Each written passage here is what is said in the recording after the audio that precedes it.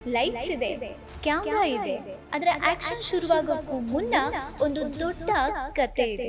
ಇವತ್ತು ನಾವು ಸ್ಕ್ರೀನ್ ಮೇಲೆ ನೋಡಿ ಸೀಟಿ ಹೊಡೆಯೋ ಆ ಸೂಪರ್ ಸ್ಟಾರ್ಗಳು ಒಂದು ಕಾಲದಲ್ಲಿ ನಮ್ಮಂತೆ ನಿಮ್ಮಂತೆ ಬರಿಗೈಲಿ ಕನಸ್ಕೊಂಡವರು. ನಮ್ಮ ನೆಚ್ಚಿನ ಕನ್ನಡದ ಚಾಲೆಂಜಿಂಗ್ ಸ್ಟಾರ್ ದರ್ಶನ್ ಅವರನ್ನು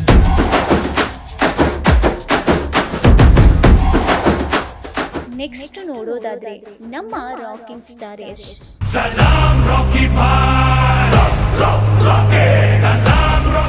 ಇನ್ನು ಸ್ವಲ್ಪ ಎಜುಕೇಶನ್ ಅಂದ್ರೆ ಡಿಗ್ರಿ ಮತ್ತೆ ಡ್ರೀಮ್ಸ್ ಬಗ್ಗೆ ಮಾತಾಡೋಣ. ನಮ್ಮ ಡಾಲಿ ಧನಂಜಯ್ ಅವರು.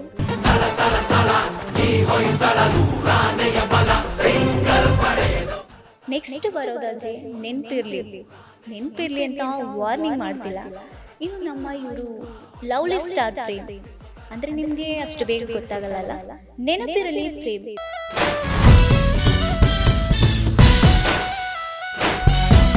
ಇಷ್ಟು ಒಂದ್ ಕಡೆ ಆದ್ರೆ ನಮ್ಮ ನಾಯಕಿರನ್ನ ನೋಡೋದಾದ್ರೆ ಇನ್ನು ಎವರ್ಗ್ರೀನ್ ಫಿಲಂ ಆದಂತಹ ಓಂ ಫಿಲಂ ಇರ್ಬೋದು, ನಮ್ಮೂರ ಮಂದಾರ ಹೂವೆ ಫಿಲಂನ ಪ್ರೇಮ ಮೇಡಮ್. ಪ್ರೇಮ ಚಂದ್ರಮ ಕೈಗೆ ಸಿಗುವುದೇ ಹೇಳುತ್ತ. ಇನ್ನು ನೆಕ್ಸ್ಟ್ ನೋಡೋದಾದ್ರೆ ನಮ್ಮ ಸ್ಯಾಂಡಲ್ವುಡ್ನ ಸಿಂಡ್ರೆಲಾ ಆಗಿರುವಂತಹ ರಾಧಿಕಾ ಪಂಡಿತ್.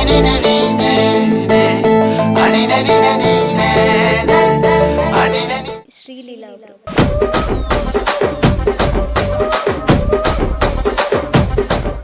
ಟೀಚರ್ ಆಗ್ಬೇಕಿದ್ದವರು ಆಕ್ಟರ್ ಆದ್ರು, ಡಾಕ್ಟರ್ ಆಗ್ಬೇಕಿದ್ದವರು ಡ್ಯಾನ್ಸರ್ ಆದ್ರು. ಲೈಫ್ ಅನ್ನೋದು ಒಂದು ದೊಡ್ಡ ಸಸ್ಪೆನ್ಸ್ ಸಿನಿಮಾ. ಯಾರು ಯಾವತ್ತು ಸ್ಟಾರ್ ಆಗ್ತಾರೆ ಅನ್ನೋದಕ್ಕೆ ಹೇಳೋಕೆ ಆಗಲ್ಲ.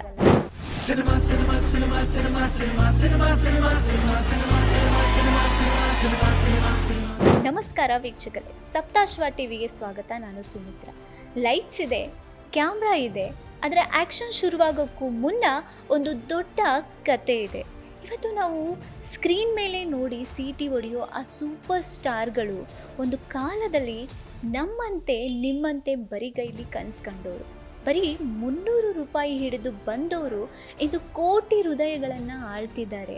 ಅಂದರೆ ಅದರ ಹಿಂದಿರೋ ಸೀಕ್ರೆಟ್ ಏನು? ಬನ್ನಿ ಇವತ್ತಿನ ಸ್ಯಾಂಡಲ್ವುಡ್ನಿಂದ ಹಿಡಿದು ಬಾಲಿವುಡ್ವರೆಗೂ ಇರುವಂಥ ಸ್ಟಾರ್ಗಳು ಈ ಆ್ಯಕ್ಟಿಂಗ್ ಫೀಲ್ಡ್ಗೆ ಬರೋದಕ್ಕೂ ಮುಂಚೆ ಏನು ಕೆಲಸ ಮಾಡ್ತಿದ್ರು ಅನ್ನೋ ಆ ಒಂದು ರೋಚಕ ಜರ್ನಿ ಬಗ್ಗೆ ನೋಡೋಣ.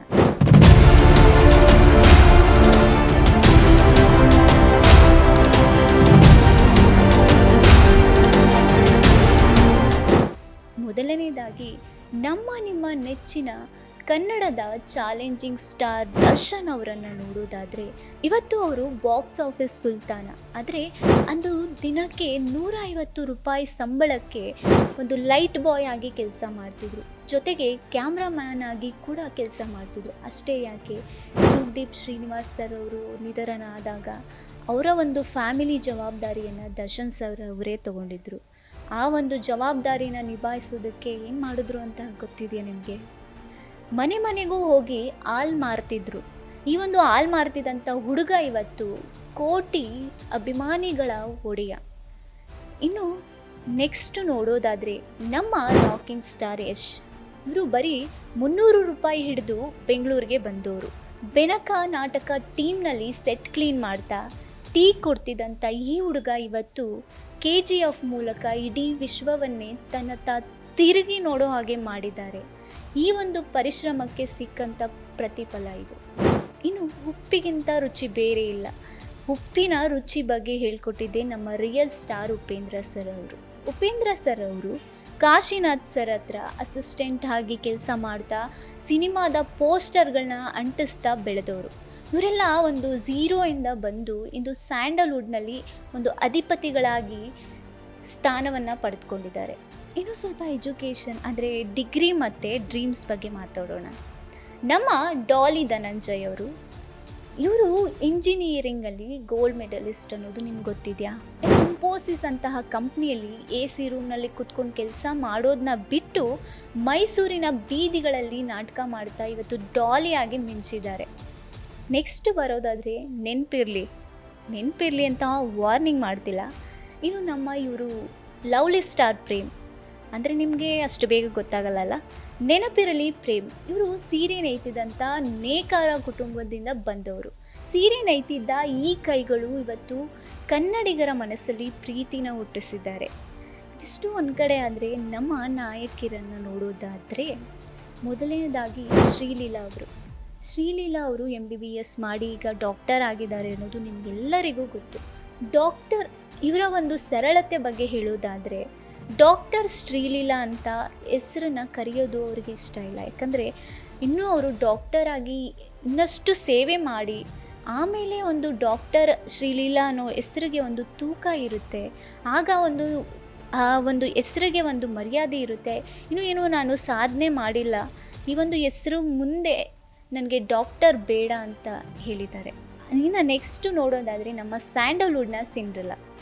ಸ್ಯಾಂಡಲ್ವುಡ್ನ ಸಿಂಡ್ರೆಲಾ ಆಗಿರುವಂತಹ ರಾಧಿಕಾ ಪಂಡಿತ್ ಅವರು ಆ್ಯಕ್ಟಿಂಗು ಬರೋದಕ್ಕೂ ಮುಂಚೆ ಟೀಚರ್ ಆಗಬೇಕು ಅನ್ನೋ ಆಸೆ ಇತ್ತು.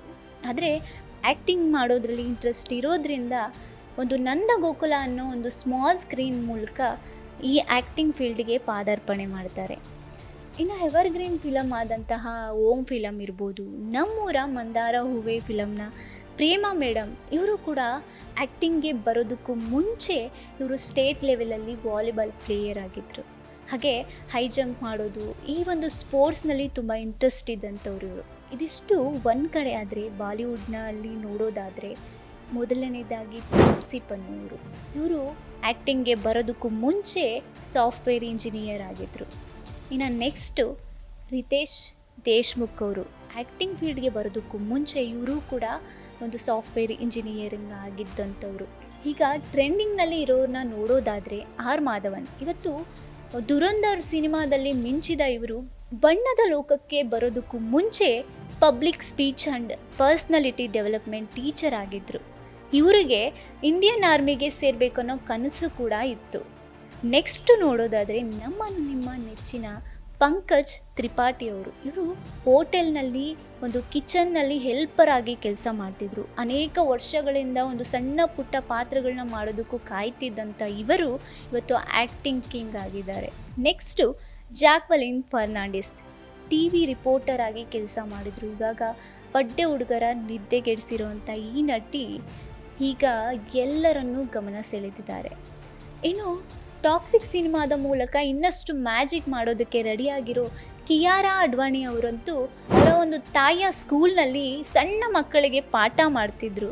ಈಗ ಹೀರೋಯಿನ್ ಆಗಿ ಬೆಳ್ಳಿ ಪರದೆ ಮೇಲೆ ಮಿಂಚ್ತಾ ಇದ್ದಾರೆ. ಇವತ್ತು ನಾವು ಹೇಳಿರೋ ಪ್ರತಿಯೊಂದು ಕಥೆನೂ ನಮಗೆ ಪಾಠವಾಗುತ್ತೆ ಮತ್ತು ಒಂದು ಇನ್ಸ್ಪೈರ್ ಆಗುತ್ತೆ. ನಾವು ಎಲ್ಲಿದ್ದೀವಿ ಅನ್ನೋದಕ್ಕಿಂತ ಎಲ್ಲಿಗೆ ಹೋಗ್ಬೇಕನ್ನೋ ಹಠ ಮುಖ್ಯ. ಟೀಚರ್ ಆಗಬೇಕಿದ್ದವರು ಆ್ಯಕ್ಟರ್ ಆದರು, ಡಾಕ್ಟರ್ ಆಗಬೇಕಿದ್ದವರು ಡ್ಯಾನ್ಸರ್ ಆದರು. ಲೈಫ್ ಅನ್ನೋದು ಒಂದು ದೊಡ್ಡ ಸಸ್ಪೆನ್ಸ್ ಸಿನಿಮಾ. ಯಾರು ಯಾವತ್ತು ಸ್ಟಾರ್ ಆಗ್ತಾರೆ ಅನ್ನೋದಕ್ಕೆ ಹೇಳೋಕ್ಕೆ ಆಗಲ್ಲ. ಮುಂದಿನ ಬಾರಿ ಇಂಥದ್ದೇ ಇಂಟ್ರೆಸ್ಟಿಂಗ್ ಸ್ಟೋರಿಯೊಂದಿಗೆ ನಿಮ್ಮ ಮುಂದೆ ಬರ್ತೀನಿ. ಅಲ್ಲಿವರೆಗೂ ಕಾಯ್ತಿರಿ, ಸಪ್ತಾಶ್ವ TVನ ನೋಡ್ತೀರಿ.